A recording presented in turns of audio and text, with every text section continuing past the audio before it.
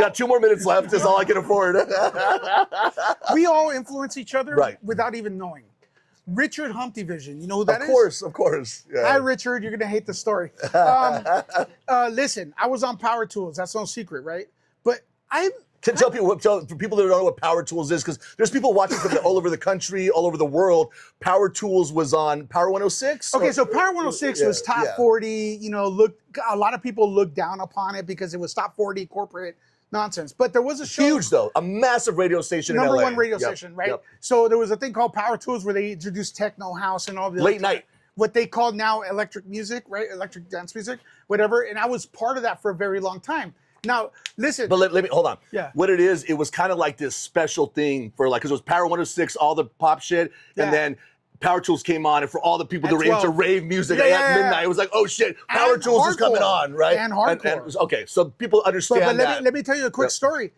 I liked him. I look up to him. Bad Boy Bill, or no, Richard Humpty Vision. Richard Vision and Bad Boy Bill, right? But the thing is, I'm going to the studio, you know, I'm doing the tapes, and man, that guy's a good DJ, man, whatever. I hear later that his intern called me once. He goes, you know, Richard looks at your entire mix and goes, hunt those records down. Son of a bitch. No, he goes, hunt those. He goes, I love that, man. I want to play every single record. Yeah. Get me everything Louis Love played. Yeah. Now, to me, I'm like, what? Why would anybody want to play what I play? Bro, you like invented fire, bro. Like, you're the be all end all. That's why we have you on the goddamn show. No, that is cool as shit to hear that. That had to have been extremely flattering.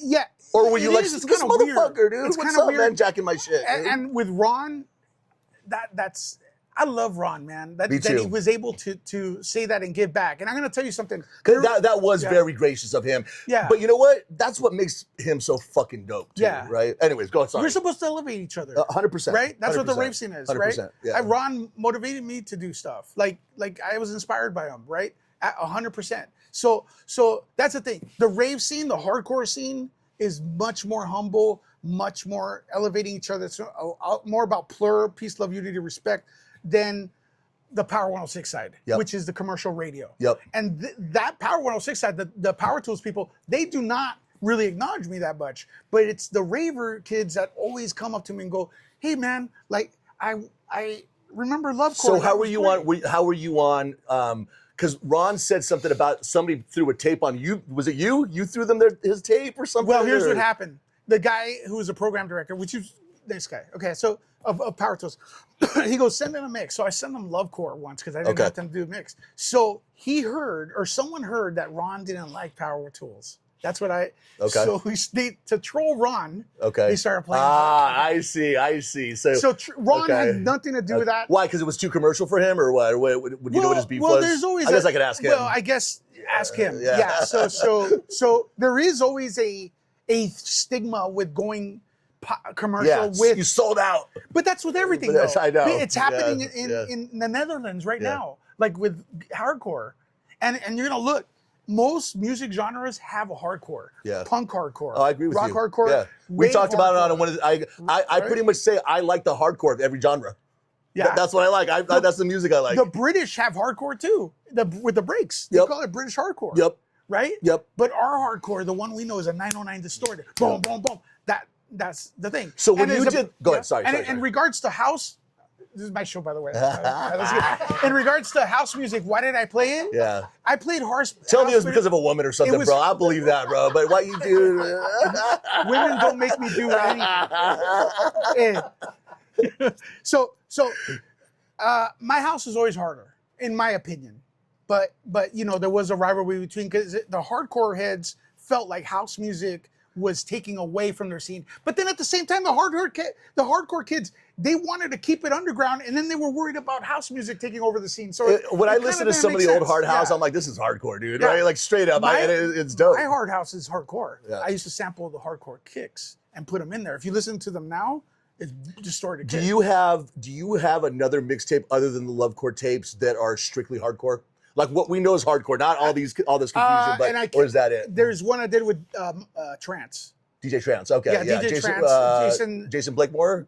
It's Blakemore, right? Yeah, Blakemore. Yeah. Yes, Okay. Jason Right. Blakemore. Yeah. And it's From My Room is called My Side. Gotta look it out. From My Room, DJ Trance, and Lewis Love, another hardcore tape. That I remember, but there's things I'm stumbling on that I'm. I know, and that's how it always is, and we can circle back around to them. Does so when Ron asked you to do the mixtape, the Lovecore tapes, you were like, oh, I'm just gonna do techno on my side. You weren't like, oh, I'm gonna throw down hardcore on my side. Well, that's what I played. So, but you guys weren't labeling it hardcore then. I don't think so. I always called it techno, and I always said I was a techno DJ. Personally, it was a 909 kick, and in fact, it just happened that the evolution of techno was 160 beats, starting to go from 130. And originally, it was going faster and faster. It was still the same labels from the 90s, from early 90s, but now they were going more distorted, harder. Yeah. And I don't know why. I couldn't tell you. That's just where the scene went. So what's funny you're saying that is that my daughter, I have a 25-year-old daughter. Hey, Madison, I love you. She is super into. You have a 25-year-old daughter, and you're calling me old? I started young, homie. No, so what do you call it? So my daughter. Oh man, I'm sorry, Madison. I asked him to be polite, and the guy just fucking listened. No, she's young. So she's telling me that within the EDM world, because she goes to EDC and all that stuff, that it's starting to get harder again. She noticed that the DJs are starting, the BPMs are starting to pick up, the kicks are starting to sound harder. That she feels like there's this pendulum that swings, because it was super kind of like trancey and fluffy for a while or whatever, and now that's where it's going. So music seems to be cyclical. Yeah. Right? And what happens is then like this new batch of cool DJs and producers come in, and it's really good, and then everybody's like, oh cool, I get clouder money, and then it gets flooded again, and they get shitty again. Yeah, it's gonna go through these cycles, right? Yeah. You know, so but there's when I go to, like, for example, EDC, there's rooms for everything. There has been hardcore there. Lenny D. Fucking Lenny D, man, the man, first one absolutely. I went to. It was a hardcore, but then I tried to fight Lenny D one time. This is a long story, and I just give it a little bit on every interview. I was extremely drunk, and it was absurd. It was absurd. I felt like I was such a jackass to this day, because he's cool as shit, and he's this big. Well, man, his music's intense. Oh, man, man, Lenny D, industrial strength. He's like a pillar of hardcore. To me, he's like the Ron of the East Coast, kind of, right? How he threw it down, for what's going on out there, and all the shit they came out with DOA and Extreme Terror and all that. Man, it was so cool. Yes. They made it like super hard and like punk rock and metal-y and shit, right? New York is amazing. New York. Frankie Bones. Okay, real quick before we go on, because I always notice people like, hey, want to plug your shit at the end where nobody's even watching it, dude? Tell us about like, so and we'll circle back and talk about the DJing and how it evolved, but you're a podcaster now, and is that the right word? Podcast? Are you an influencer? Like, what do you consider yourself? Well, just sexy. I don't want to say anything. No, okay. Wait. So please, you have a podcast. Listen, when I stopped. I took a break from DJing. I was pissed off at the world. Okay. 99. I'm a big Star Wars fan. Episode 1 came out. It was a piece of shit. Yeah, that was bad. I was pissed at that. That was a big buzzkill. I had a girlfriend I broke up with. I was fired from a radio station. No one was hiring. Records were $30. People were literally, as a DJ's life, you're a DJ as well. A DJ's life, sometimes you lose the gig to the security guard. Yeah. It's politics, man. The politics. And then one day I went to a rave, and I saw, and this is gonna get me canceled. Fuck it, I'll give you the. Let's go. And I'm like, man, I'm not getting gigs. I went in there to this rave, and I see DJ Keoki, and he fucking sucks. Like, he's awful. And I'm like, why am I competing with these people? At least I know I'm better than him. Yeah. So I go, you know what? My revenge to the scene was disappearing. I'll show you. And it was more. It hurt. It was counter to me. It wasn't. The scene didn't give a shit. Yeah. Right.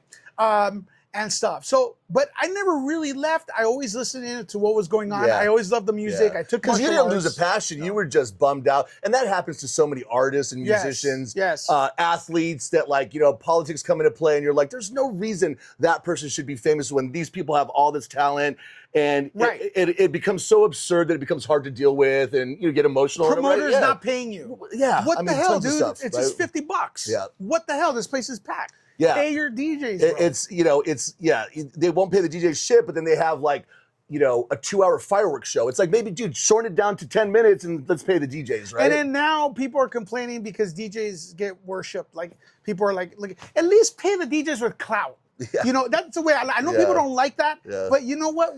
No, a little bit of clout. So people are like this. Well, so what? You're not paying them anyways. Let them at least have clout. No, people love money and recognition. It's called recognition, right? You want to be recognized, right? Yeah, it is. It feels good. You're not giving them gas money. That's give right. them clout. No, I'm with you on it. So can you tell the internet, the World Wide Web, how can people view you, your podcast? So after that, I started a channel called Nuke the Fridge. It's from Indiana Jones and the Kingdom of the Crystal Skull. Okay, damn, you're nerdy, bro. Yeah, I am nerdy, and I started reporting on movie news and stuff like that. Okay, and I was using the word name Lewis Love, and through that I've interviewed people from Marvel. I've interviewed people from everywhere. I heard Stan Lee. I heard you interviewed Stan Lee. And I were actually, you used to call me all the time. We were friends, man. That's cool, Stan Lee, and ever since Stan passed away, I do feel like Marvel quality, for some, even though he wasn't in control of it, has gone downhill. Yeah. Something about Stan. There's just like a respect while he was alive. Like it was like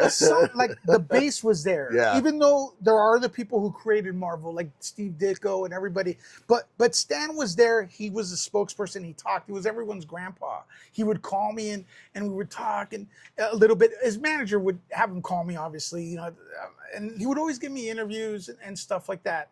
So that's what I've spoken to Steven Spielberg about Nuke the Fridge. I have everyone. Those are heavy hitters, man. You're on Hardcore Heavy Hitters, episode 3. You like that segue? Yeah. No, dude, I want you to get your plug in, man. Give us Nuke the Fridge, but you know what? Is that www.nukethefridge.com? Is it on YouTube? Or is it... It's on YouTube as well. You could see me interviewing Keanu Reeves. You could see me. Man, It's a different life than this.